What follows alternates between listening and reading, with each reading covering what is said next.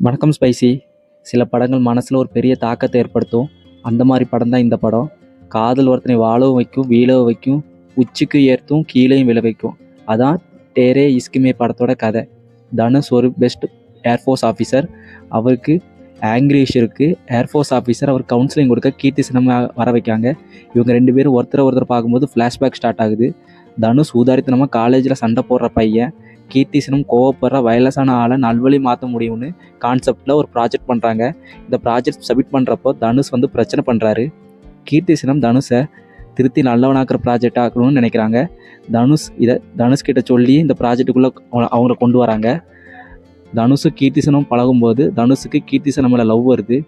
தனுஷுக்கு அப்பாவாக பிரகாஷ்ராஜ் வராரு. தனுஷ் கீர்த்தி சினம் இவங்க ரெண்டு பேரோட லவ்வை கீர்த்திசன் அப்பா கிட்ட சொல்ல போகிறாங்க. நான் டெல்லியோட ஜாயின்ட் செக்ரட்டரி ஐஏஎஸ், என்னோட பொண்ணை கல்யாணம் பண்ணுன்னா நான் ஐஏஎஸில் ப்ரில்ஸ் பாஸ் ஆகிட்டு வான்னு சொல்கிறாரு.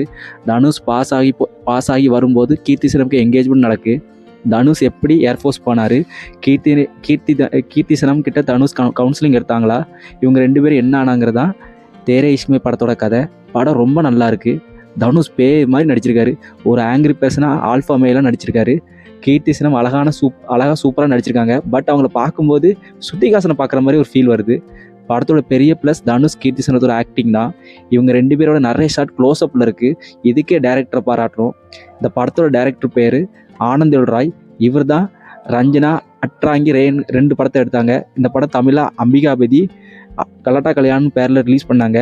படத்தோட இன்ட்ரோல் பிளாக் சூப்பராக இருக்கும். கிளைமேக்ஸில் மனசு கொஞ்சம் நெருட வைக்கிற மாதிரி தான் இருக்கும். காதல் ஒருத்தர் நல்லவனாக்கும் கெட்டவனாக்கும், அவனை உயர்த்தும் அவனை வீழ்த்தும். அந்த கான்செப்ட் இந்த படத்தை எடுத்திருக்காங்க. படம் நீளமாக இருக்கும், ஆனால் டியூரேஷன் 2.46 மினிட்டு. பட் படம் எங்கேயுமே லேகாக தெரில. தேட்டரில் போய் பாருங்கள். இந்த படம் சூப்பராக இருக்கும். என்ஜாய் பண்ணி பாருங்கள்.